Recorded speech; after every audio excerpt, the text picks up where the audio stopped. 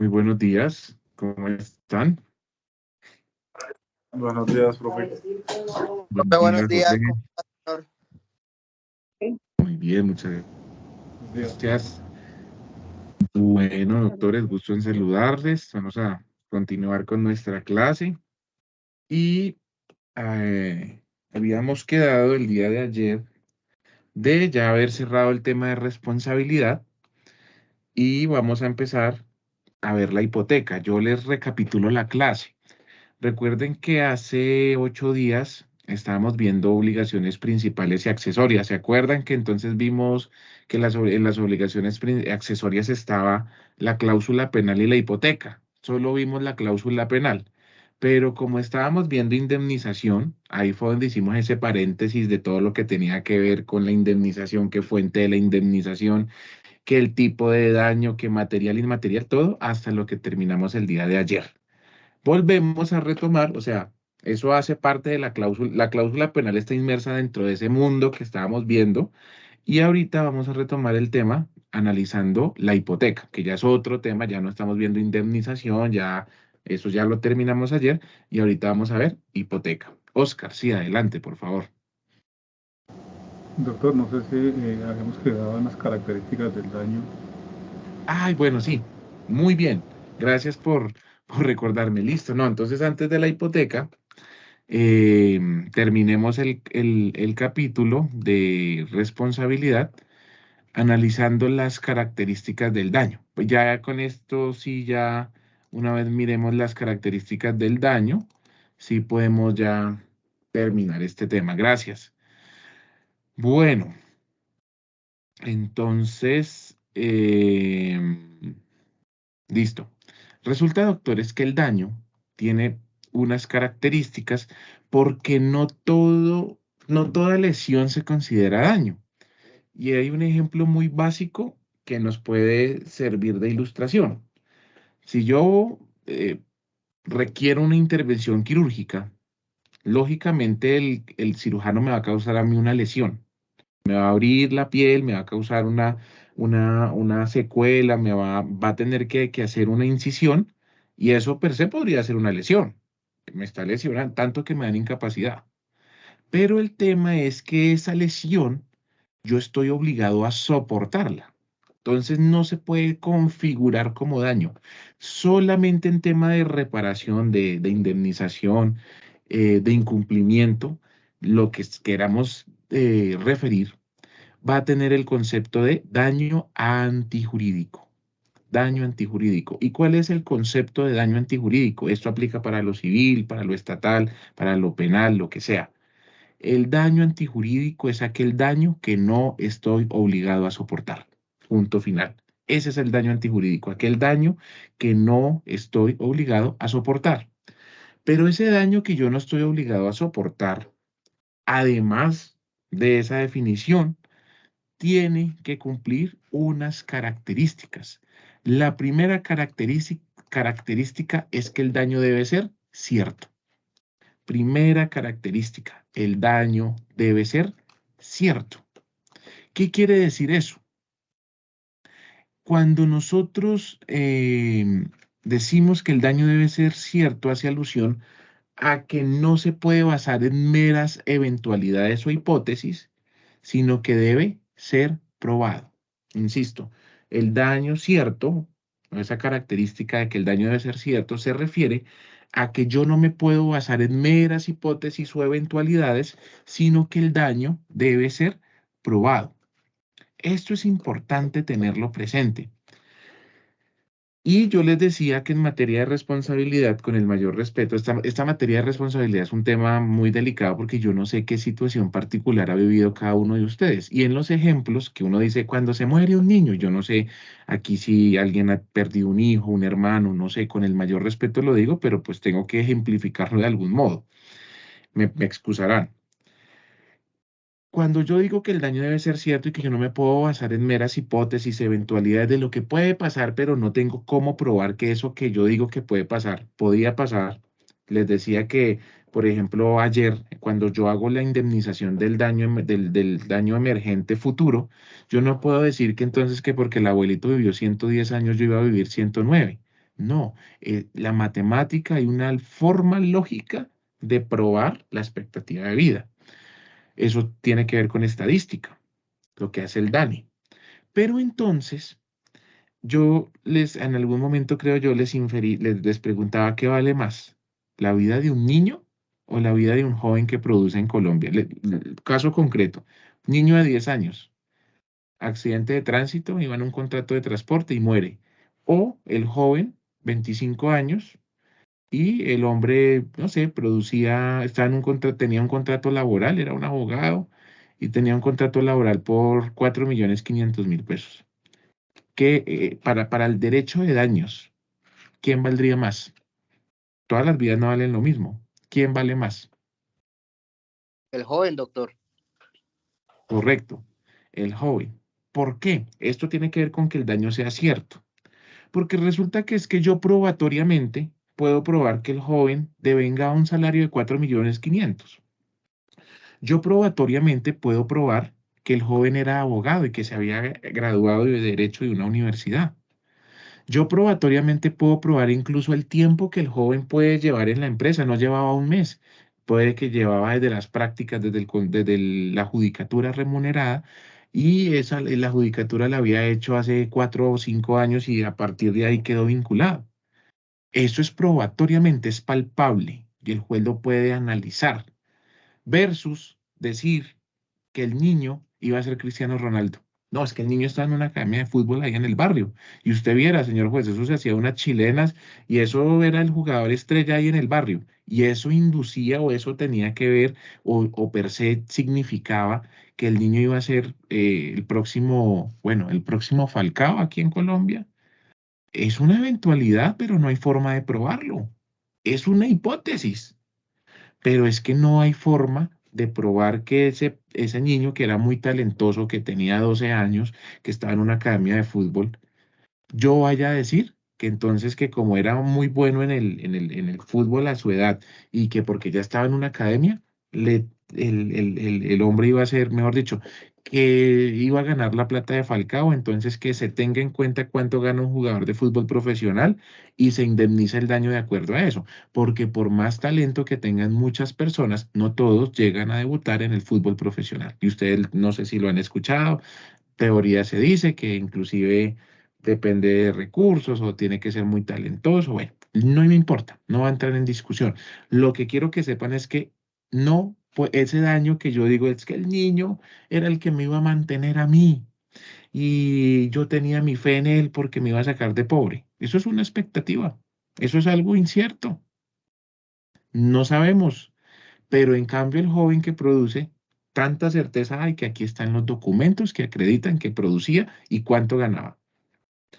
Por eso para el derecho de daños, en Colombia, porque en otros países obviamente tendrían en cuenta la expectativa de vida de un niño, que es mayor a la de ya un joven, pero en Colombia, por el momento, salvo que apareciera una jurisprudencia posterior y dijera, no, cambiemos el precedente. Ustedes saben que este derecho es muy jurisprudencial, de daños.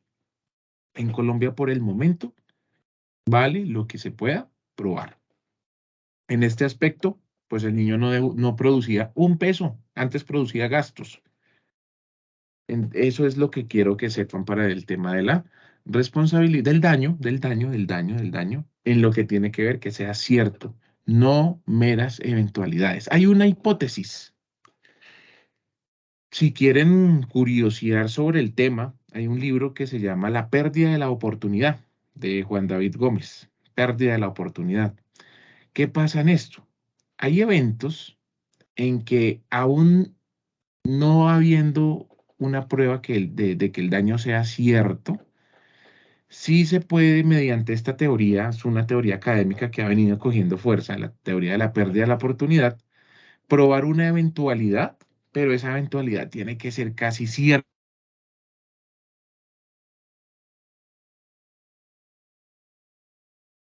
Se congeló, doctor. Se fue la señal del docente. Pero ustedes me escuchan, ¿cierto? Ya. Ahorita sí. Este Teams está fallando. ¿Saben por qué creo que no? no, es que no lo ha actualizado, llegó una actualización y yo no la he hecho. Entonces yo creo que empiezan como a presionar ahí que la haga. Ahorita en el break la hago para poder. Listo. Entonces les decía, la pérdida de la oportunidad es una teoría que nace y como el daño debe ser cierto, hay eventos donde no habiendo certeza del daño, si hay una probabilidad casi muy, sí, muy viable de que usted, habiendo obtenido determinadas circunstancias, se hubiera evitado un daño. Les voy a poner un ejemplo. Yo estoy en, no sé, voy al médico porque tengo un dolor de estómago. Entonces yo pienso que es apendicitis. Y resulta y pasa que no me atienden, no me atienden, no me atienden, no me atienden, no me atienden, no me atienden y muero, fallezco. ¿Qué pasa ahí? Ahí se discutiría varias cosas. La pérdida de la oportunidad consistente en que si a usted lo hubieran atendido, no hubiese fallecido. Entonces ustedes dirán, sí, y probatoriamente, ¿cómo prueba que Felipe murió fue de apendicitis y no de un infarto? Entonces ustedes dirán, no, para eso está la necropsia, me imagino yo. Ustedes tendrán que hacerle una necropsia para establecer la causa de la muerte. Pero en ocasiones, aún no pudiendo practicar esa prueba, establecerse científicamente de que usted, digamos, si lo hubieran intervenido y se hubiese salvado, aunque no hay certeza de que demuestre que usted propiamente murió por falta de atención, sí hay una gran probabilidad de que su oportunidad fue frustrada y en caso que usted lo hubiesen atendido, se hubiese podido salvar. Esta teoría no es como que todo sea pérdida la oportunidad, ¿no? O sea, como que cualquier aspecto, no, como no puedo probar el daño, entonces perdí la oportunidad de que mi hijo iba a ser Cristiano Ronaldo. No, no, no consiste en eso. Tiene que haber un grado, si bien no hay certeza propiamente, pero sí tiene que haber un grado porcentual muy superior de que usted, recibiendo determinada atención o determinada prestación del deudor, no se le hubiera causado un daño. Pero bueno, no les voy a preguntar eso en el examen de pérdida de la oportunidad porque de verdad es un tema que ni los jueces entienden. Les cuento, eso es más de altas cortes. Usted dígale al juez allá de pueblo chiquito que la pérdida de la oportunidad y que no, nada, aquí el man le va a decir, no,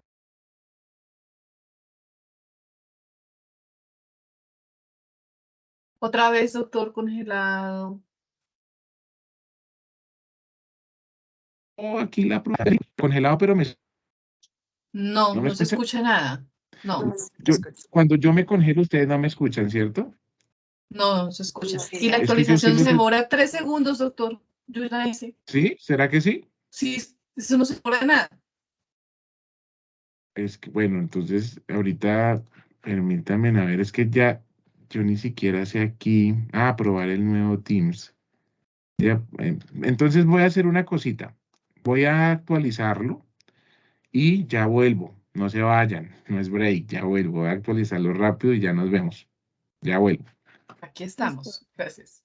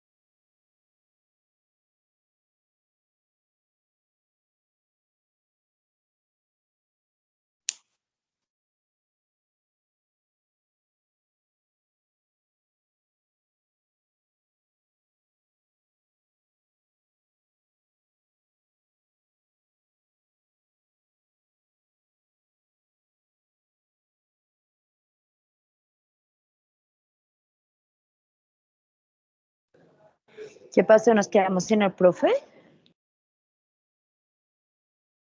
¿Aló? Está actualizando el ¿Pasilla? Teams, compañero. Ya regresa.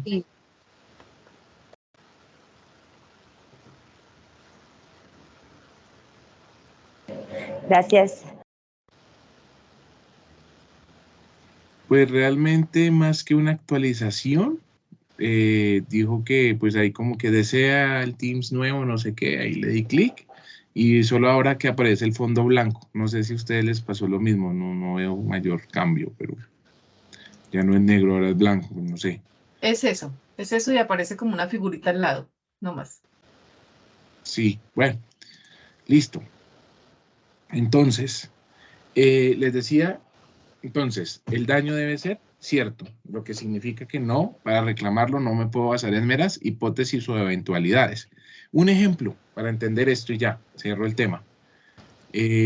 No, es que yo voy a demandar, no sé, aquí para el ejemplo chistoso, voy a demandar, no sé, a Alexandra, porque Alexandra me hurtó a mí una chaqueta, entonces yo demandaría, pues en principio, claro, penalmente ustedes no voy a entrar en discusión, que el hurto, que no sé qué, pero civilmente yo demandaría mi chaqueta, o sea, el valor de la chaqueta. Y si acaso me causó un perjuicio moral porque esa chaqueta, no sé, la compré en una subasta y era la de Freddie Mercury, y entonces Freddie Mercury era mi ídolo, no sé qué, deberé probarlo, ¿sí? No.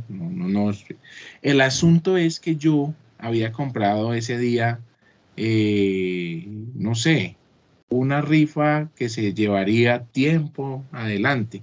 Yo no puedo demandar como pérdida la oportunidad que el hurto del ticket de la chaqueta me evitó a mí de pronto ganarme la rifa, porque eso sería algo incierto, eso no es algo muy aleatorio.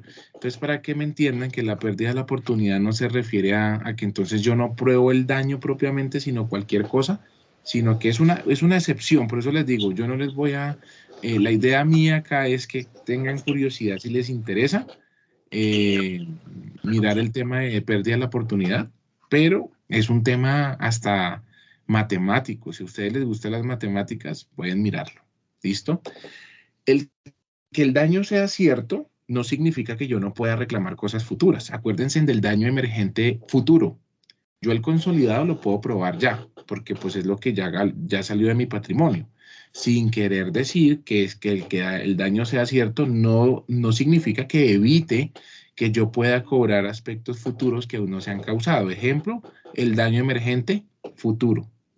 Yo puedo pedirlo, pero entonces ya está probado el daño, que es el origen que va a dar como consecuencia todo aquello que yo debo gastar para la manutención personal o para reparar un vehículo o para reparar un bien. Eso es lo que quiero que sepan. Segunda característica, el daño debe ser personal. ¿Qué significa que el daño deba ser o debe ser personal? Supone que quien lo alegue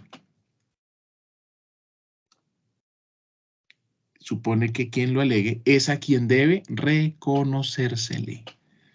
Supone que quien lo alegue es a quien deba reconocérsele, es decir, a quien se le haya causado. O dicho de otra forma, supone que lo alegue y se le reconozca a quien se le haya causado. Eso significa que el daño deba ser personal. Aquí yo hago un paréntesis.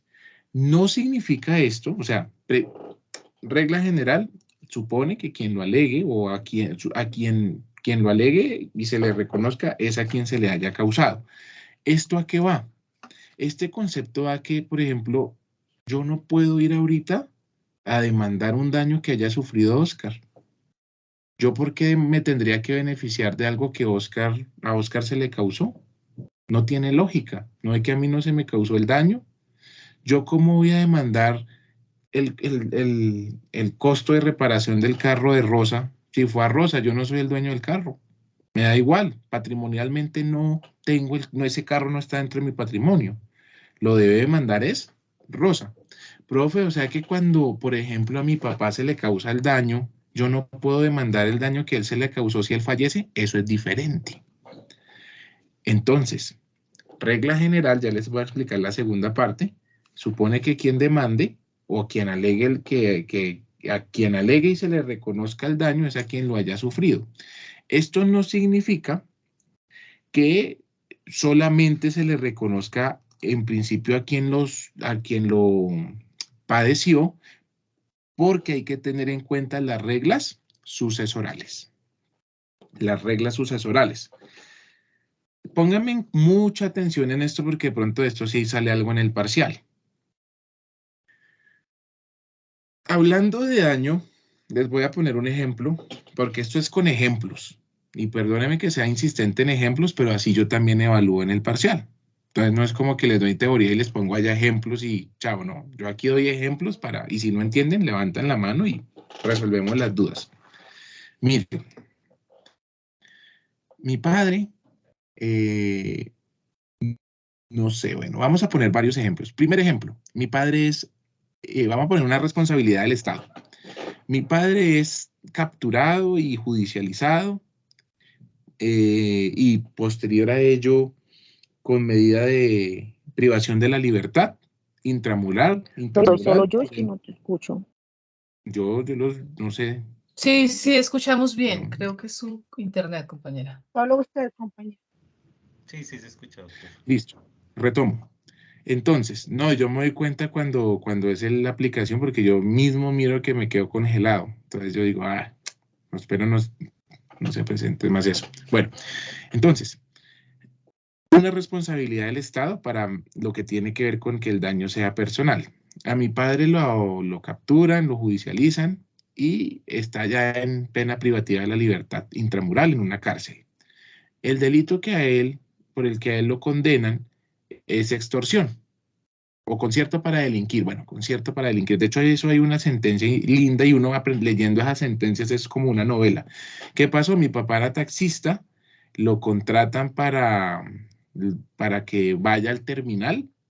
El hombre se dirige al terminal, ingresa a recoger las personas, a hacer su carrera, y cuando las personas ingresan, llega el CTI y capturan a una banda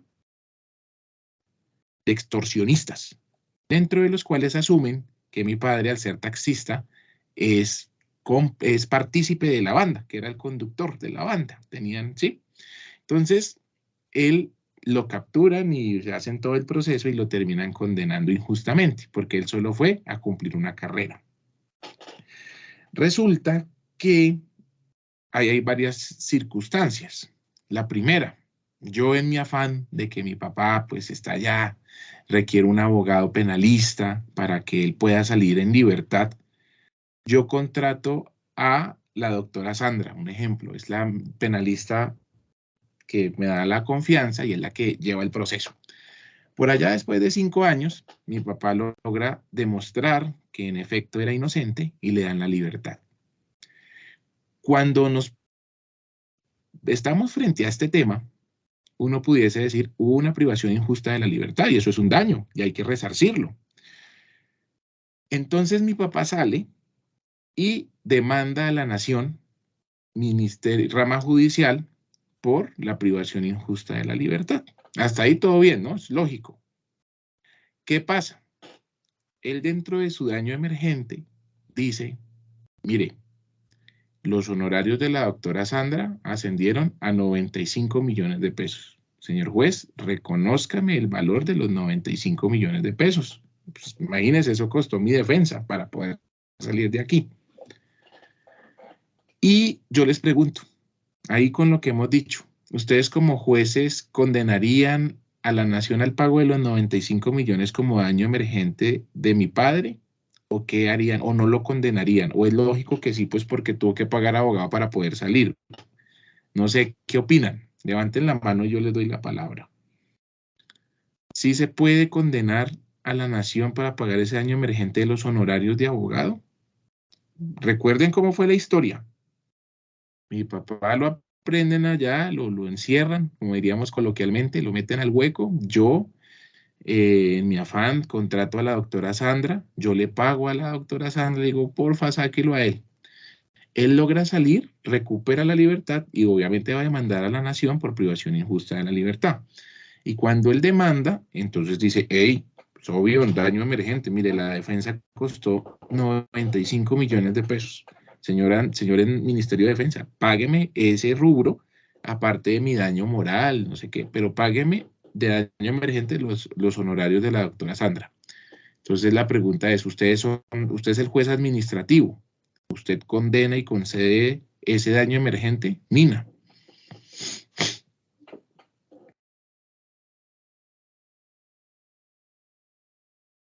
Nina Paola.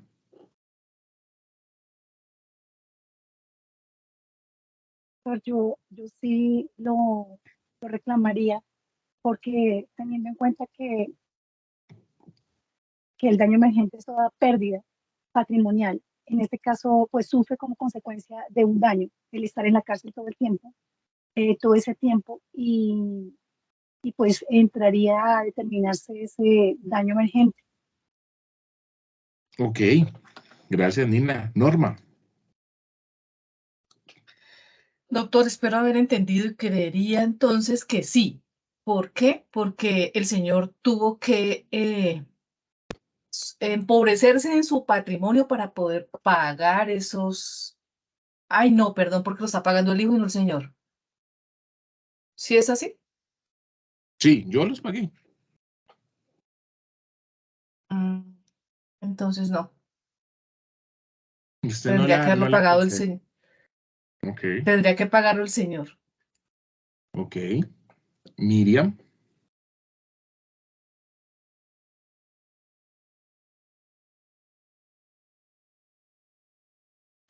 Miriam el Solámano.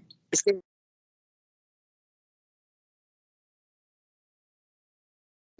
Natalie. Profe, ¿usted pagaría esos honorarios a título de donación o le va a cobrar a su papá? Pues yo no le puedo cobrar a mi papá algo de lo que él no se obligó conmigo. O sea, civilmente, yo tengo, digamos, un título ejecutivo y aún así, pues no, digamos que no hubo consentimiento nunca, que fue algo mío que pues, el viejo haya metido, ni que fuera yo mal hijo. doctor se le está escuchando como con eco. Ah, porque alguien tiene tenía un micrófono encendido. Miriam, ¿ya? ¿Tienes micrófono? Sí, señor, yo creería que no, porque es usted quien está pagando esos honorarios. Correcto, doctores. Pilas, ¿sí ven cómo es el tema? No pueden concederle el pago de 90 millones a mi padre porque él no los pagó, él no sufrió el daño lo sufrió Felipe. No quiere decir que Felipe no pueda demandar a la nación por los 90 millones. Obvio sí, lo pudiese hacer, pero si ven cómo caemos, y eso es chévere que pase aquí. Si ven como uno cae en el equívoco de decir, no, obvio, pues que pague, como si, no, ey. Nadie está diciendo que la nación no deba pagar. No es, esa no es la discusión. Sí, si se logra demostrar que no hubo una privación justa, sino injusta y que fue ilegal y demás, claro, debe pagarlo. El asunto es que quien está reclamando el daño aquí en este aspecto es mi papá. Y cuando el juez va y mira y aportan el contrato de prestación de servicios, está entre Sandra y Felipe. Nunca está entre Felipe y Jorge, que era mi papá o es mi papá. Entonces, ¿cómo ustedes como jueces reconocen un daño a alguien que no lo sufrió? ¿No ve que mi papá no tenía esos 90 millones en su patrimonio? Y el me congelé, no, ahí me escuchan. Y el reconocerle esos 90 millones a él es enriquecerlo porque no los tenía antes. ¿Sí me hago entender? Quien debe demandar soy yo, Felipe. Y eso pasó en la vida real. En una sentencia por allá, van y demandan a la nación y el hombre, el que sale privado de la libertad, dice, hey, mis 90 palos, mis 100 palos de la defensa. Y resulta y pasa que al final del proceso le dicen, no, mire, en lo demás sí, daño moral sí, usted dejó de trabajar y bueno, y hay unas reglas interesantes. Es mejor ser empleado que independiente para esos efectos indemnizatorios. Ya les explico por qué. Usted dejó de trabajar, sí, usted tenía un contrato laboral vigente, sí, listo, le dan ese dinero, esas prestaciones en su favor, pero en lo de la defensa, que la defensa penal no es nada económica, les digo, eso no es que yo pagué 3 millones y el abogado me asistió, hay defensas que valen más de 100 millones de pesos fácilmente, eh, van y reclaman ese daño y le dicen, mire, el daño sí, obviamente está llamado a reconocer hacerse, pero Lola, lo que pasa es que usted no es el legitimado para reclamarlo. Chao. Profe, y entonces ahí, ¿qué tendría que hacer? Ahí tendría propiamente que el afectado ir a demandar a la nación. Sí, pero cuando va a demandar el afectado, ya hay prescripción, porque esos procesos son demorados y ya cuando van y miran, ya han pasado más de 10 años. Y cuando usted ya va como afectado, como Felipe, y radica su demanda y dice, ajá, ¿qué le alegan? Prescripción, porque no lo hizo desde el momento. ¿Sí ven cómo es el derecho? O sea, el derecho, por eso hay que, en este tema de responsabilidad hay que saber. Y no como que, tengo un profe que siempre dice algo muy chistoso y es piensen con el cerebro y no con el estómago.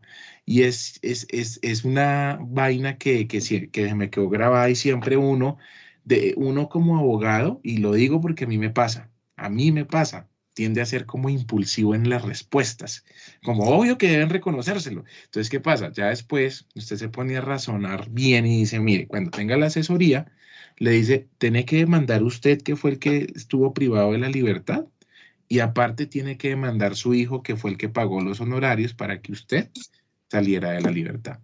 Profe, ¿y al hijo también se puede cobrar el daño moral? Obvio que sí. No es que yo no podía dormir pensando que a mi papá lo podían matar en la cárcel. ¿Alguien tiene el micrófono encendido? Yo ya te tomé datos, no. ¿Sí? Ah, listo. ¿Quién tomó los Listo, ya datos? te puedes retirar. No sería. ¿Alguien tiene el micrófono encendido? Listo. Entonces, claro el tema ahí, ¿sí ven? El daño, por eso, este es el mejor ejemplo, acuérdense de mí cuando les digo lo de la cárcel, para entender que el daño debe ser personal. No puedo reclamar un daño que yo no sufrí, ¿sí? Muy trágico el tema de la cárcel, sí, muy duro, sí, pero pues ¿cómo va a reclamar un daño que él no sufrió si los honorarios los pagué fui yo? Yo soy el que debo demandar a la nación, punto. Ahora,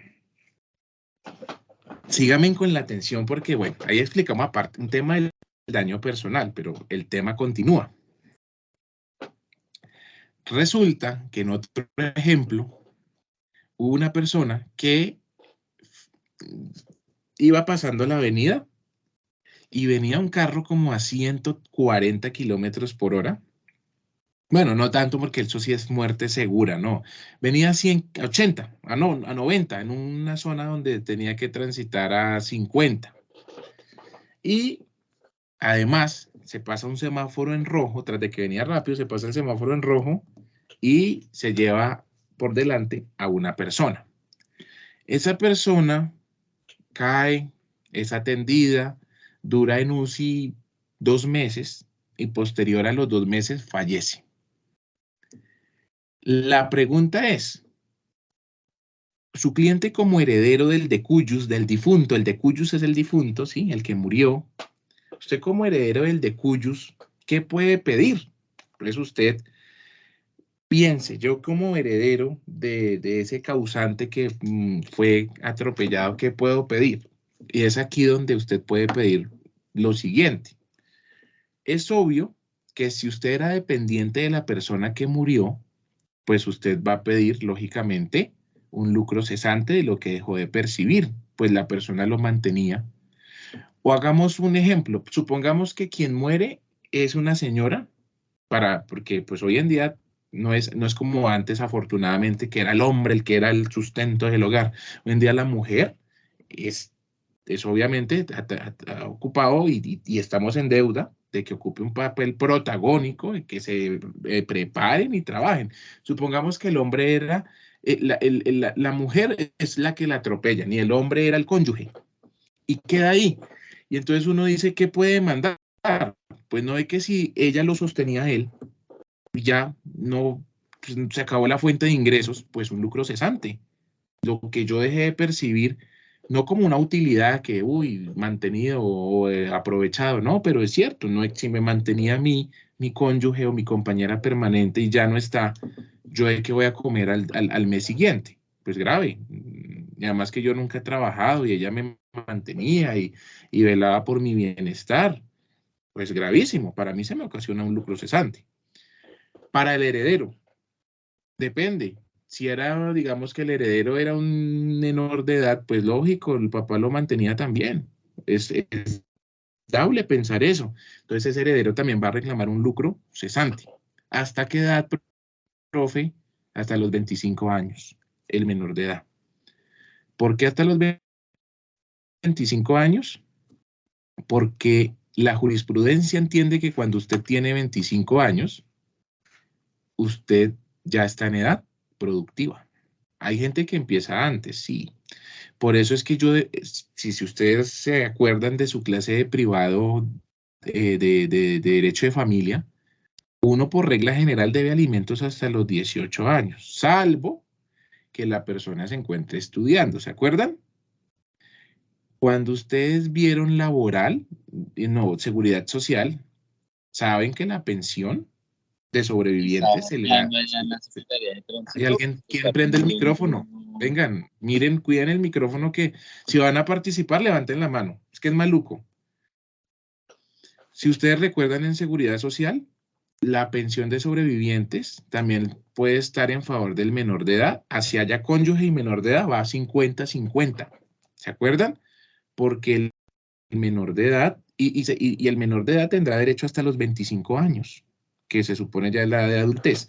En este caso, el menor de edad que el papá lo mantenía y el papá fallece después de los 2 meses en UCI, tiene derecho al lucro cesante desde la edad que tiene, de los 9 años hasta los 25 años. Eso en daño patrimonial. En daño extrapatrimonial, ¿qué se puede reclamar? Pues obvio, el daño moral del menor. Obvio, ya no tiene a su papá, es lógico. Hasta ahí, no el daño de vida en relación, porque es que el menor sigue haciendo y disfrutando de los placeres de la vida. Puede saltar, bailar, correr, leer, escuchar. Lo que pasa es que está muy afectado psicológicamente, moralmente, y esa es la reclamación a la que él tendrá derecho. La reclamación del daño moral de él. Profe, me asalta una duda. ¿Se pudiese solicitar también en la demanda el reconocimiento del daño moral del papá? O sea, no del de él, del hijo, sino el del papá que ya no está. La respuesta es depende. Si cuando se ocasiona el daño, la persona no muere inmediatamente, sino muere posterior, en este caso, él duró en UCI 2 meses. Profe, pero inconsciente, no importa. Estaba vivo. Él duró 2 meses en UCI. Esos 2 meses hacen que el papá sufrió un daño moral 2 meses. Estuvo ahí sufriendo un daño moral. Y yo como hijo puedo solicitar, obvio, mi daño moral, que es independiente porque es mi tristeza, pero también puedo solicitar el daño moral del que murió, siempre y cuando no muera instantáneamente cuando ocurre el daño. Porque si muere instantáneamente cuando ocurre el daño, pues no sufrió daño moral porque no tuvo tiempo de sufrir, algo así. ¿Puede reclamarse el daño de vida en relación del papá que duró 2 meses en UCI? Yes, porque en esos 2 meses estaba vivo y fue privado de disfrutar los placeres o la rutina diaria que él tenía, que era correr, bailar, depende de cada caso concreto y las pruebas que tenga. Profe, entonces usted nos está queriendo decir que siempre que muere una persona, ¿puede reclamársele el daño moral de la persona? No, por eso le digo depende. Tiene que quedar viva. O sea, se le causa un daño y en el periodo del tiempo queda vivo. Profe, si duró un día, pues duró un día, yo lo reclamo. ¿Que el juez no me vaya a dar los 100 salarios? El juez o los millones de pesos, puede que no, pero sí me lo puede reconocer. Puede que me diga 15 millones. Ah, bueno, tengo una pretensión ya de 15 millones. Más la debida en relación, me da 10, tengo 25, más lo mío, más mi daño moral, que ese sí me lo va a tasar. Puede ser los 100 millones de acuerdo a las pruebas que yo tenga, como demandante, ¿sí? Entonces, ya le doy la palabra a Norma. Conclusión. ¿Cómo yo reclamo el daño moral y el daño de vida en relación de mi padre que ya murió, pero que pues ya no está, pero que duró vivo después de la ocurrencia del daño? Mediante la acción hereditaria. Mediante la acción hereditaria, así se denomina, acción hereditaria. Yo, señor juez, demando mi daño moral porque estoy muy triste, deme 100 salarios, pero adicional, reconózcame y deme la indemnización del daño moral de mi papá y del daño moral de vida en relación, más el más el lucro cesante consistente en que él pues me mantenía y yo tengo 8 años, pues así lo va a decir el abogado. Yo tengo 8 años, o mi cliente tiene, mi poderdante, sí, como quieran, para que me entiendan, yo tengo 8 años, deme hasta los 25 años, que es la edad en que yo ya he podido estudiar y ubicarme laboralmente. Daño emergente, pues sí, señor juez, mire, mi papá pues se la rebuscaba a diario, el man se ganaba el mínimo o 2 millones, no sé, pero pues tocó pagarle la funeraria, tocó pues todo el tema del entierro porque él no quería cremación. Ese sería el daño emergente producto de la muerte. Los medicamentos o la enfermera que se le contrató mientras estuvo en UCI, no sé, aunque ya es restringido el acceso, pero se le contrató a alguien allá del hospital que nos pudiera informar, lo pudiera atender. Yo gasté taxis, ese sería no el daño emergente del papá, sino mi daño emergente. Yo gasté taxis para irlo a ver, visitar, etcétera. Bueno, ese sería el conjunto de reparación. Lo curioso del tema es el daño extrapatrimonial, que uno pueda reclamar el daño moral que sufrió otro. Eso es lo curioso acá del tema de la indemnización. Norma. Doctor, con base en lo que nos está explicando, que se puede reclamar el daño emergente para una persona que está en una UCI, mi duda es, hay personas que están en UCI pero están conscientes, entonces están sufriendo ese daño, pero hay personas que están en UCI que están inconscientes. Y si la persona está inconsciente o está en un coma inducido, pues a veces ni respira por sus propios medios. No siente, no le duele, no le da frío, no le da hambre, no le da nada. En ese tipo de situaciones también se reclama, porque ¿qué pasa con la conciencia? O sea, yo para sufrir algo debo estar consciente, deben estar despiertos todos mis sentidos. Y si no está, y si están durmiendo, o sea, que no esté, la persona no fallezca, sino pero todos sus sentidos están durmiendo en ese episodio, no está sufriendo, ¿también se puede reclamar ese daño emergente? Claro que se puede reclamar porque usted no debería estar con sus sentidos dormidos si yo no le hubiera ocasionado el daño. Usted debería estar gozando de su vida y yo le ocasioné el daño y sus sentidos no debieron estar así. Eso por un lado. Lo otro es que sigue siendo persona y como persona tiene una dignidad humana. Y parte de la dignidad humana, como lo ha definido la Corte Constitucional, es vivir bien, vivir como se quiere y vivir sin humillaciones. La pregunta es, ¿usted quería vivir, o sea, era su deseo vivir así en una UCI, aunque no sienta nada, estar en una UCI conectada? Tal vez no, nadie, pues creo que no. Entonces, por eso se puede solicitar el daño moral y el daño de vida en relación. Que no siente nada. Sí, pero igualmente no puede ir a hacer sus quehaceres que hacía día a día. No, es imposible. Por eso se solicita la indemnización del daño de vida de vida en relación del padre y el daño moral. Aunque no sienta nada, esté totalmente inducido en un coma, no importa, sigue siendo persona. Aunque no respire por sí mismo, sino por un respirador artificial, igual sigue siendo persona hasta tanto se produzca la muerte cerebral. Natalie. Sí se siente. Yo estuve en UCI 15 días en coma inducido y sí se siente. Y uno escucha la Cuéntanos, muerte y todo. pues, con respeto si quieres, no sé, ¿cómo es No, esto? sí. Hace un año y unos meses yo sufrí un paro respiratorio porque sufro de asma, entonces sufrí un paro respiratorio. Yo estuve sin línea de vida 1 minuto 56 segundos, me hicieron reanimación y me indujeron al coma porque paré, o sea, tuve un paro cardíaco después. Y se me indujo y estuve en UCI 12 días.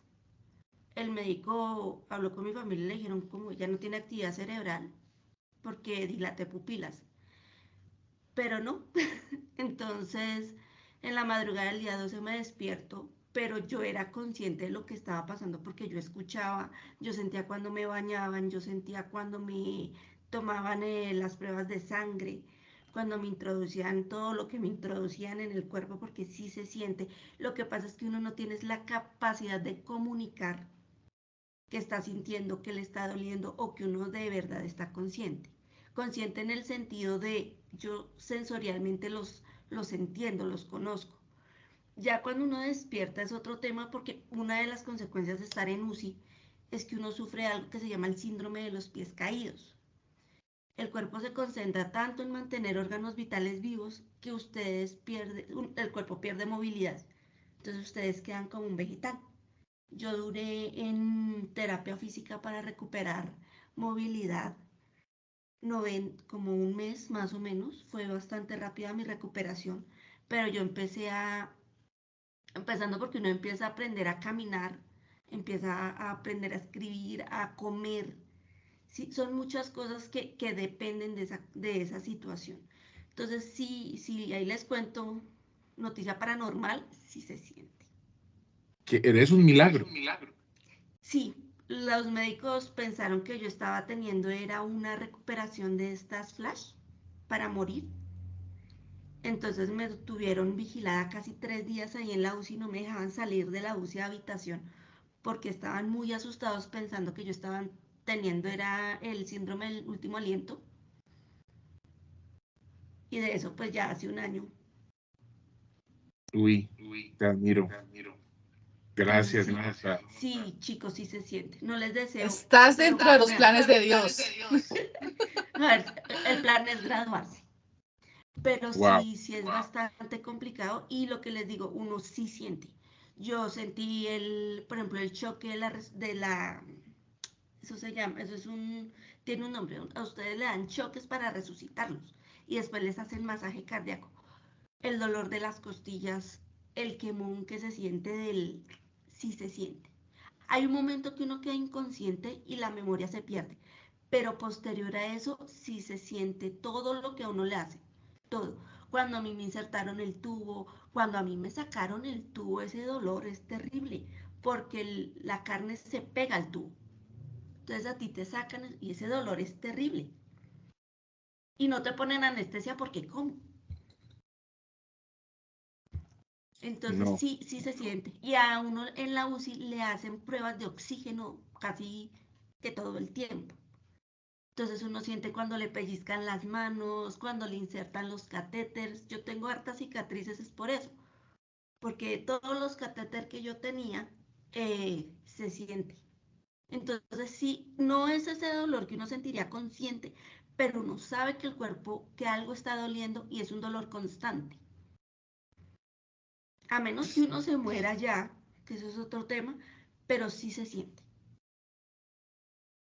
Wow, no, pues, eso es interesantísimo y con respeto lo digo, o sea, te admiro, porque cuando ustedes crean que tienen problemas, aquí Natalie es un reflejo de que lo que uno no tiene no tiene problemas, tiene circunstancias difíciles, pero pues no, Natalie, mi admiración total, eres una guerrera, de verdad. De eso dicen, profe, pero consejo, no hagan dieta, coman bien, pero no hagan dieta. Cuando uno sale de una UCI, yo salí con mucha hambre y no podía comer. Y tenía mucha sed y no podía tomar nada. Todo era por sonda. Entonces no se priven de los placeres de la vida. Ay, Natalie, muchas gracias, de verdad. Entonces, bueno, miren, aquí hay un ejemplo de este aspecto. Y bueno, cada caso es concreto y particular, pero no difícil. Entonces, nada, el hecho de ir a una UCI por un daño, por producto de un daño ocasionado, no es algo que deba ser como... De todas formas, inclusive así científicamente se lograra comprobar que hubo un caso, que hay casos donde no se siente nada, igualmente debe indemnizarse el daño moral y el daño de vida en relación del de cuyos. Voy a hacer un chiste malo, y es pésimo el chiste, pero es para que me logren entender el tema de la responsabilidad. Muchas veces sale mejor que la víctima se muera de una vez a que quede vivo patrimonialmente. Porque cuando se muere, no hay daño extrapatrimonial del que se murió. Y el daño extrapatrimonial, calcule nomás que el daño moral, que el daño de vida en relación, que el daño a bienes constitucionalmente protegidos, más el daño del familiar, no, sale una indemnización muy larga, muy cuantiosa. Hay veces es mejor que se mueran, y inclusive, y es o sea, no, espero, o sea, no vaya a salir para allá en un TikTok, ya el profesor de Derecho y salgo en noticias y que saquen a ese profe y que no tiene ética, no, o sea, que miren el contexto del que les estoy diciendo. Si, por ejemplo, está el vago de la familia, piensen que en toda familia hay un vago, siempre, espero no sea usted. En toda familia hay un vago, un primo, un tío, que el tío que ve con, no sé, por allá con que está esperando que los abuelitos se mueran para quedarse con la casa, nunca hizo nada, que mantiene ahí, en toda familia, en toda, yo tengo varios primos y tíos, bueno, entonces se murió el tío vago, que no producía un peso, pues el daño emergente y el lucro cesante va, si no producía, ¿qué se va a probar?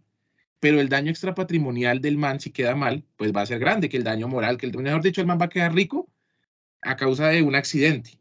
En cambio, si se muere, pues primero no hay daño moral ni daño extrapatrimonial, daño extrapatrimonial en general, porque se murió al instante.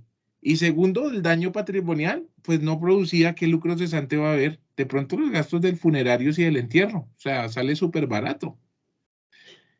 Tal vez, pero él dejó el papá, la mamá, bueno, el daño, yo le indemnizaría el daño moral a ellos, sí, pero el de él me lo ahorro, ¿sí me entienden por qué es un chiste malo? No es que como que usted vea, atropella a alguien y coja la reversa y para atrás y remátelo, no, pilas, pero la conclusión es que sí sale más barato muchas veces que se muera a que quede vivo y quede mal. Por eso, yo sé que uno cuando entra a estudiar Derecho y ve el tema de constitucional, todas las personas valemos lo mismo. Sí, por ser personas, pues yo no creo que Juan José valga más que Felipe, ¿no? ¿Por qué? No, porque vive en Cedritos y yo vivo en Soacha. No, pero ¿por qué? Entonces ahí está todo el tema social, que la estratificación, no sé qué. Pero para el derecho privado no todos valemos lo mismo. Todas las vidas que estamos aquí conectadas tenemos un precio distinto. Qué irónico, la vida humana tiene un precio, sí. Se mira en la indemnización. Dependiendo de si Tatiana gana 15 millones de pesos y Felipe gana el mínimo, pues creo que se indemniza más la vida de Tatiana que la de Felipe, obvio. Y va a depender de factores, que Tatiana gane eso y sea joven, y versus o que Felipe gane menos, pero sea más joven, entonces tiene más años para sumarle. Depende. Que si Tatiana dejó a alguien que dependía de Tatiana, un familiar, la mamá o un hijo, no sé, va a depender a que de pronto Felipe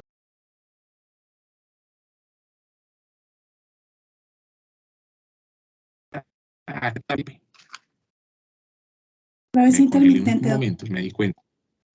Sí, Sí, aquí yo me doy cuenta, por eso paro de hablar cuando me congelo. Frescos que no dije nada, aquí me doy cuenta. Entonces les decía, si una persona no deja dependientes, pues no, nadie va a reclamar ese lucro cesante, porque aquí en lucro cesante de mi papá, si el man era pensionado, se mantenía, yo ya no vivía con él, pues ¿qué va a reclamar del lucro cesante de Felipe? Nada, pues reclamará el daño moral por la pérdida de Felipe. ¿Sí me hago entender? Pero no siempre significa que toda muerte, entonces el lucro cesante de lo que él ganaba, ¿no? Porque es que lo que él ganaba no era para usted, es que usted no era dependiente de él, y eso hay que demostrarlo. Que si era pensionado y él le pasaba, pues tiene que demostrar eso que él le pasaba, porque puede que se haya pensionado con el mínimo y usted le pasaba ahí una cuotica de 3 millones porque usted era muy bueno, muy pudiente o muy buena y ¡pim! 3 millones ahí para el viejo, ahí para los dulces. Bueno, pues eso tiene que demostrarlo. Por último, ya ahora sí, bueno, ya seguimos con la característica del daño, pero es que si ustedes saben responsabilidad, saben derecho. Sí, por último, bueno, en Colombia ustedes saben que todo está casi legislado, hay leyes por todo. La ley esto no tiene nada que ver, pero, o sí tiene que ver, porque si usted dice, es que era joven, tenía 30 años, ojo, en Colombia hay ley de la juventud, o sea, hasta la juventud se define en una ley. Toda persona es joven en Colombia hasta los 28 años. Ya si usted pasó los 28 años, ya es un adulto joven, ya está grande, un señor joven, no sé, como lo quiera llamar, para no decirles viejos. Pero si usted superó los 28 años, usted ya no es joven en Colombia. Por eso es que los subsidios de vivienda no han visto que joven, joven es mi casa ya, por eso van hasta los 28. No es porque, ay, les pareció chévere esa edad. No, es que hay una ley que define que la juventud va hasta los 28 años. Yo sé que aquí la mayoría de ustedes no han pasado esa línea. Ustedes son, mejor dicho, nada. Por muchos dicen, la edad va en la actitud. Pero bueno, eso para que lo tengan presente. Y lo otro ya, esto es a manera de chisme, yo no les voy a preguntar esto que les voy a decir, es que en la tasación de los perjuicios, usted ahora póngase del otro lado, el demandado. Solicite que se resten los gastos personales en la indemnización. ¿A qué voy yo? Felipe ganaba 10 millones, pero no es verdad que los 10 millones se los pasaba al hijo.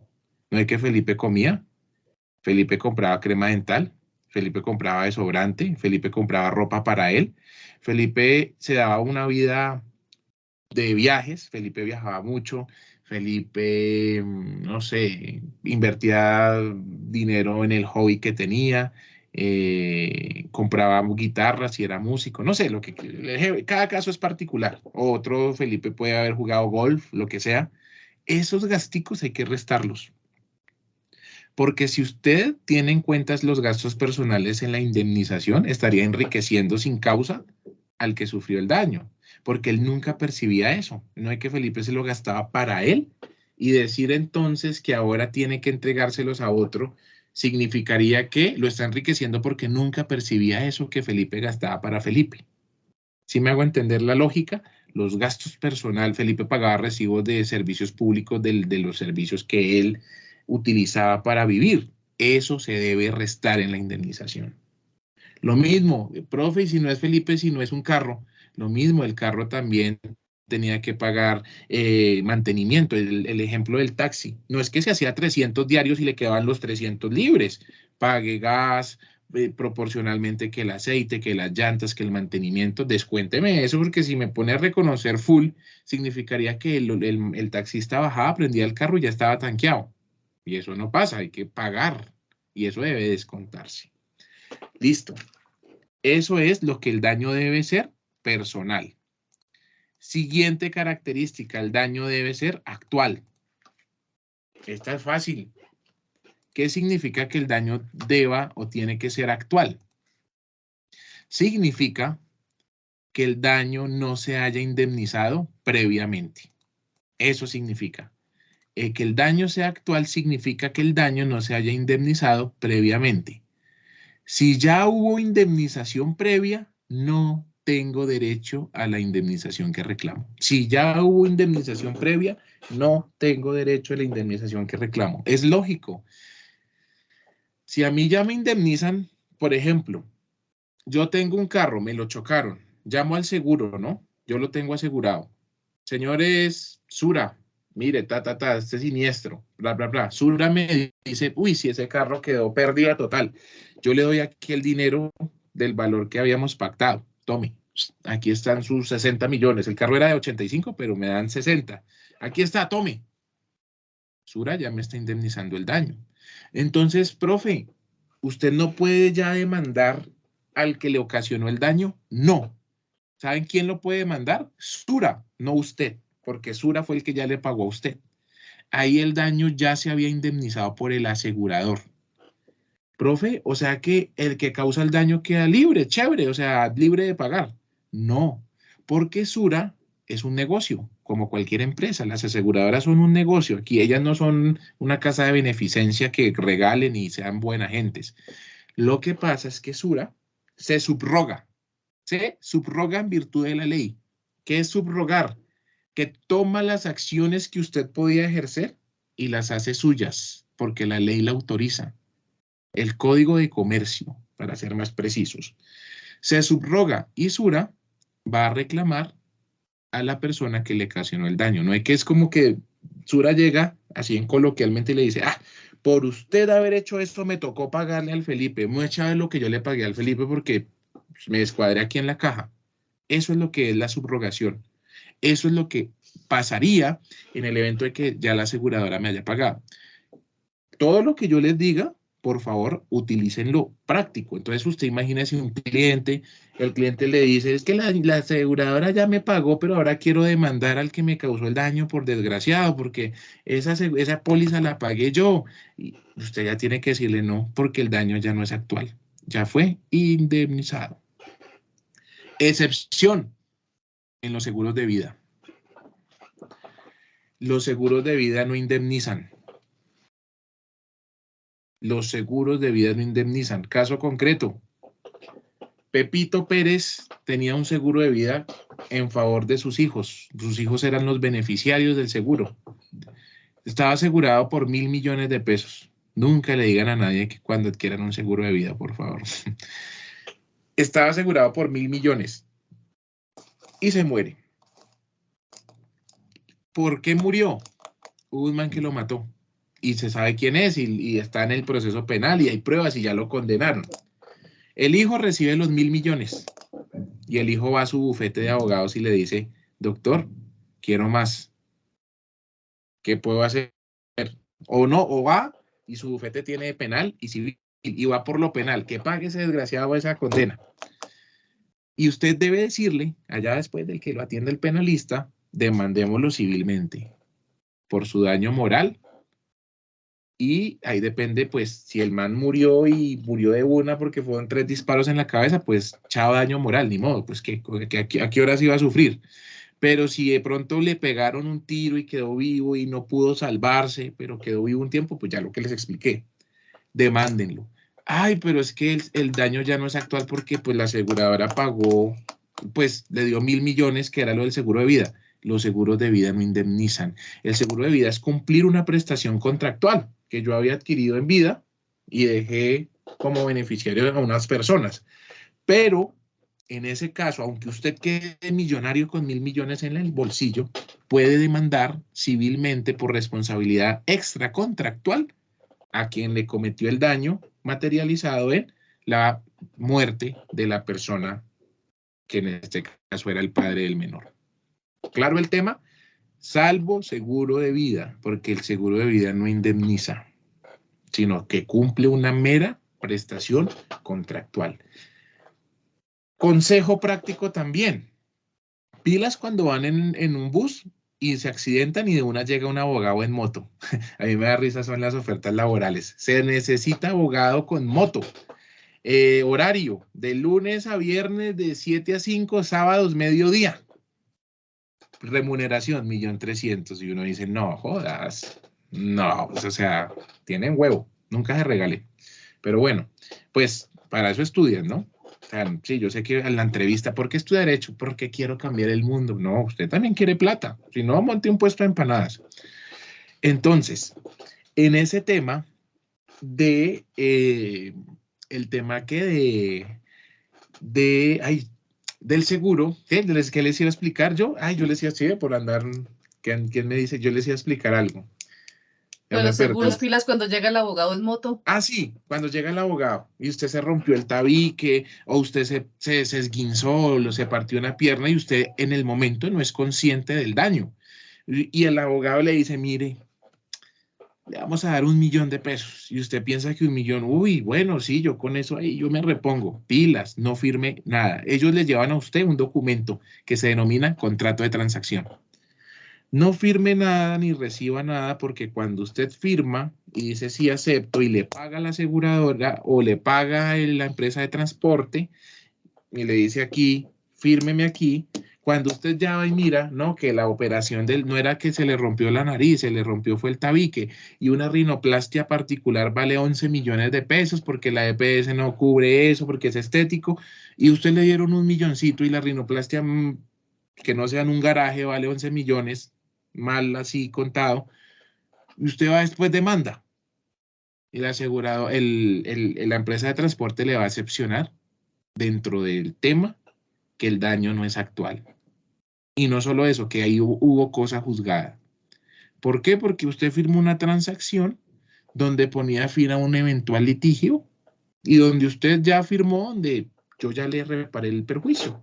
Y entonces van a proponer 2 excepciones. La de la transacción, que tiene efectos de cosa juzgada, esa es la primera excepción que van a proponer. Y la segunda excepción, que el daño ya no es actual, que ya se indemnizó. Por eso les digo, si saben de este tema, saben un poquito más de derecho, porque en últimas, el derecho son consecuencias jurídicas, punto. Ese es el derecho, consecuencias jurídicas. Y estas son las consecuencias jurídicas patrimoniales, las que más son chéveres, el dinero, para mí, ¿no? Allá cada quien. Listo. Y por último, última característica del daño. El daño debe ser directo. El daño debe ser directo. ¿Qué significa que el daño deba ser directo? Que debe ser la causa inmediata del daño. Que la causa inmediata del daño sea la conducta. Que la causa inmediata del daño sea la conducta o la omisión que se le reprocha al causante del daño. Insisto, el daño directo significa que la causa inmediata del daño sea la conducta o la que se le reprocha al causante del daño. Eso significa que el daño sea directo. Ya lo demás lo ven en la especialización, porque esto no es todo la responsabilidad. Uy, eso hay un universo, hay que hablar que el daño puede indemnizarse aun cuando no hay daño, si no hay amenaza, pero bueno, eso ya es otra vaina que no nos vamos a desviar porque entonces se nos va ya no haría curso de actualización de privado 2, sino curso de responsabilidad. Y creo pues que ya estuvo. Ya dimos algunas pinceladitas que les van a servir para la academia, para el ejercicio práctico y profesional de la profesión. Ahora sí, gracias Oscar. Miren lo pequeñito que nos faltaba el paréntesis, yo ya iba a empezar con hipoteca. Ahora sí, cerramos el tema de indemnización, de daño, todo ese tema, y pasamos a la hipoteca. Ahorita vemos más adelante la transacción, les explico el contrato de transacción en cómo, dónde está, dónde lo encuentran, pero bueno. Pasemos a la hipoteca. Tranquilos que allá nos quedan 20 minutos para el desayuno, 8:30. Hipoteca. Miremos el artículo 2432 del Código Civil. Voy a compartir aquí mi pantalla.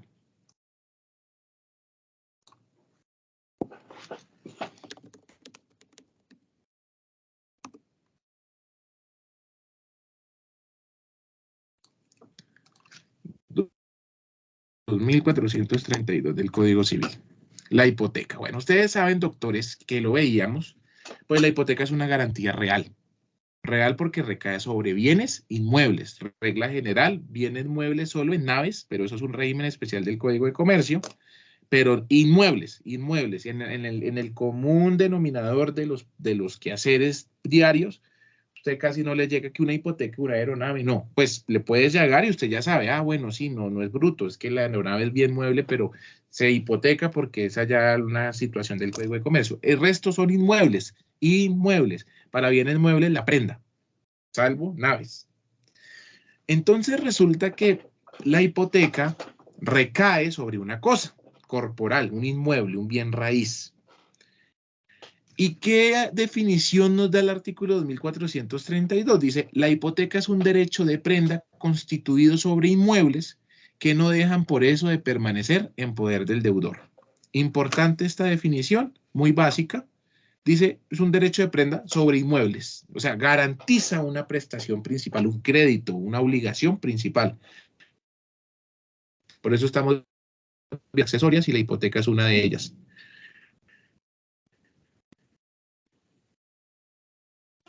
¿No dejo yo de ser el dueño? Ya me había congelado un momento. Ya, lo insisto. Cuando yo hipoteco una propiedad, por haberla hipotecado, primero, no dejo de ser el dueño de la propiedad. Y lo segundo, no significa que deba deshabitar la propiedad, deba dejar de vivir en ella. Sigo normal. Sigo viviendo en ella, sigo cobrando los arriendos, sigo explotándola económicamente y lo que sucede es que esa propiedad está garantizando una obligación, pero esa garantía no significa que yo deje de utilizarla, de disponer de ella, el uso, goce, la disposición, sino que es oponible, vamos a ver que ser oponible es que da publicidad. Cuando usted compra el certificado de tradición y libertad, va a ver que si dice hipoteca es que ese bien está garantizando algo. Entonces usted dice, uy, miércoles, Pilas ahí porque si yo compro, pues recuerden que la hipoteca per se es sobre la cosa, no sobre su patrimonio, sobre la acción personal. Entonces, ese bien siempre va a estar garantizando la obligación. Profe, yo tengo una casa que está a nombre de mi hermana y de mi persona, es decir, 50-50. ¿Yo puedo hipotecar sobre mis 50? La respuesta es no, no se puede. Artículo 2433, indivisibilidad de la hipoteca. La hipoteca es indivisible. En consecuencia, cada una de las cosas hipotecadas a una deuda y cada parte de ellas son obligadas al pago de toda la deuda y de cada parte de ella. O hipoteco todo o no hipoteco. Y la forma para hipotecar todo es que la hermana firme. Yo no puedo hipotecar algo si tengo el 50%, no soy pleno propietario, tengo una cuota aparte, pues tengo que tener el consentimiento del otro copropietario para que éste se obligue, y al firmar se obliga, ojo, no es que se obligue él con el patrimonio de él, no, da el aval para que el bien en su 100% respalde la hipoteca. La hipoteca es un contrato solemne. Aquí voy rápido porque esto ya lo vimos de lo de solemnidad y esto no es complejo. ¿Para qué vamos a hacer complejo algo que no es complejo? La hipoteca es un contrato solemne. Debe realizarse por escritura pública. O sea, el contrato de hipoteca no se perfecciona con el acuerdo de voluntades, como sí sucede en los contratos consensuales, sino que este se perfecciona con... Qué pereza, este team se está trabando mucho. Bueno, artículo 2434 dice solemnidades de la hipoteca. La hipoteca deberá otorgarse por escritura pública. Podrá ser una misma la escritura pública de la hipoteca y la del contrato a que accede. ¿Sí ve por qué es accesoria? Accede a un contrato. Importante esto. No necesitan hacer dos escrituras, es decir, la del mutuo, porque recuerde que el mutuo es préstamo de dinero, y en otra escritura la hipoteca. Puede ser en la misma escritura el mutuo y la hipoteca. Siempre, ahí puede darse, ahí. Profe, y si yo estoy comprando, o sea, yo le compro a Oscar y yo le solicito el crédito al Banco Azul Millonario es el mejor, y el Banco Azul Millonario es el mejor, me va a hacer el préstamo. En esa escritura de compraventa entre Oscar y Felipe, donde se va a constituir ahí la hipoteca, pues pueden quedar en la misma escritura. Son dos actos, son dos negocios jurídicos diferentes. La compraventa es uno, la hipoteca es otro, inclusive el mutuo es otro, son tres. Pero siendo tres actos o tres negocios jurídicos distintos, pueden quedar en la misma escritura. No tiene que pagar tres escrituras diferentes. Profe, y si no compra la casa, sino solo Rosa le va a prestar a usted una plata, pues en el mismo documento queda el mutuo, el préstamo de dinero, y abajo en la misma escritura queda la hipoteca. Son dos negocios jurídicos distintos. Una cosa es el mutuo, otra la hipoteca, pero los dos negocios, pese a ser distintos, pueden estar comprendidos en la misma escritura. Importante tener presente lo siguiente. No se confíe que porque ya tiene aquí la escritura pública, aquí, tengo la escritura pública, ya tengo hipoteca. No, Rosa, todavía no me preste la plata. Cuidado, porque muchas veces los abuelos tenían una concepción errónea y era decir, cuando se iban de viaje se llevaban las escrituras, que porque ahí, mejor dicho, las escrituras, eso no tiene, mire, una escritura es pública. Yo puedo ir a tomarle copia en la notaría donde esté y me la tienen que dar. Puedo llamar escritura pública. Es que el que usted tenga la escritura no lo hace dueño. Pilas. Esto para decirle a Rosa que el que usted tenga la escritura de la hipoteca no tiene hipoteca todavía, Rosa. Tienes una escritura, un papel, pero aún no hay hipoteca. Porque resulta que adicional a que deba constituirse por escritura pública, debe cumplirse con el artículo 2435. Dice, la hipoteca deberá, además, ser inscrita en el registro de instrumentos públicos. Sin este requisito, no tendrá valor alguno. Se contará su fecha sino desde la inscripción. Por eso, Rosa, tú no tienes nada todavía, tienes un papel. en efectos jurídicos tienes un papel si no lo registras. Tienes que registrar. ¿Dónde, profe? ¿En la DIAN o en Catastro? En ninguna. Oficina de Registro de Instrumentos Públicos, la ORIP, con P, ORIP. ¿De dónde? Pues de donde el inmueble esté inscrito. Allá, en la ORIP. Deben registrar la escritura. Que no, Rosa, que no le vaya a pasar esto. Felipe, como era vivato y era abogado, entonces le pidió a Rosa 50 millones de pesos. Y Rosa, y la tramó y le dijo, mira, vamos a la notaría y constituimos la escritura pública. Y Rosa dice, ve, tan honesto. Bueno, no, yo ni le iba a pedir garantía y él se ofreció. Eso me habla muy bien. Y va Felipe a la notaría tercera de Bogotá y constituyen la hipoteca. Pero Rosa no la registra y Felipe sabe que no está registrada. Y luego va donde Natalie y le dice, Natalie, mira, 50 millones de pesos y constituimos hipoteca. Y Natalie dice, ella sí es abogada y dice, ve, tan, bueno, honesto Felipe, como deben ser las cosas. Y va y me presta los 50, pero ella sí es abogada y dice, ah, pero Felipe, tú sabes que con la hipoteca, la escritura no basta, me toca irla a registrar. Y va y la registra. Con Natalie celebramos la hipoteca por allá en junio del 2024. Con Rosa la habíamos celebrado en enero del 2024. Lo que pasa es que Rosa no la registró y Natalie sí. ¿Qué pasa ahí? ¿Cuál sería la hipoteca primero en el tiempo, para decir primero en el tiempo, primero en el derecho? ¿La de Natalie o la de Rosa?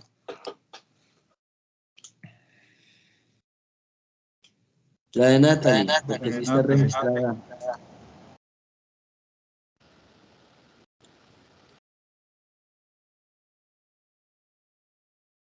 Ángela, doctor. Obvio que sí. ¿No? Me trabé otra vez, aquí me congelé. ¿Ya? Ahí ya. Entonces, aunque la fecha de la escritura sea primera la de Rosa, porque pues dice enero y la de Natalie dice junio, solo se contará la que se inscriba primero. La que se inscriba primero, en este caso Natalie le ganó a Rosa. Profe, ¿y Rosa después puede ir a inscribir? Depende. La respuesta no es absoluta ni de sí ni de no. Depende. ¿Dónde está ese depende? ¿O de qué va a depender ese depende? Si Natalie, en su escritura, porque te acuerdan que ella era abogada, dejó previsto en la hipoteca la prohibición de volver a hipotecar y se registra, cuando Rosa vaya a registrar, van a haber dos posibilidades. O que no la registren la hipoteca porque ya hubo una que le ganó, o que se la registren.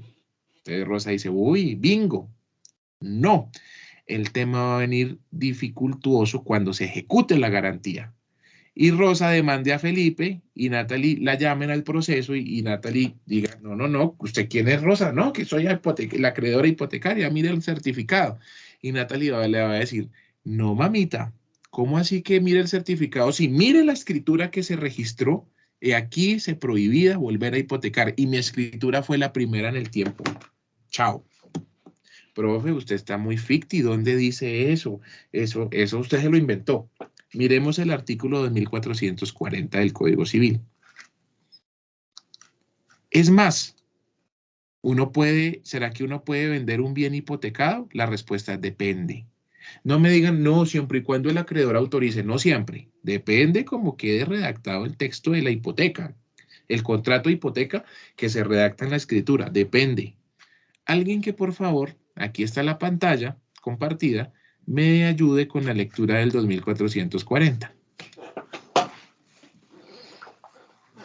2440, doctor. Enajenación e hipoteca de bienes hipotecados. El dueño de los bienes grabados con hipoteca podrá siempre enajenarlos o hipotecarlos, no obstante cualquier estipulación en contrario. Si ven que el código dice regla general, mire, la hipoteca dice así, el dueño de los bienes grabados podrá siempre grabarlos o enajenarlos o hipotecarlos. Es decir, que sí puede haber más de una hipoteca, sí, por regla general. Lo que no está prohibido está permitido entre los particulares. ¿Se acuerdan de aquel principio que nos decían? Esa es la regla general. ¿Yo puedo volver a hipotecar un bien que ya se hipotecó? Sí. Yo, profe, ¿y uno puede vender un bien hipotecado? Sí, es la regla general. Por eso dice el artículo, no obstante cualquiera estipulación en contrario. ¿Cómo me curo yo en salud de estar allá en un proceso con más gente, que no se pudo notificar al otro acreedor hipotecario, que no sé qué? Evítense eso. Se deja en la escritura pública de la hipoteca, el deudor hipotecario no podrá hipotecar el bien ya hipotecado en este acto, ni podrá enajenarlo.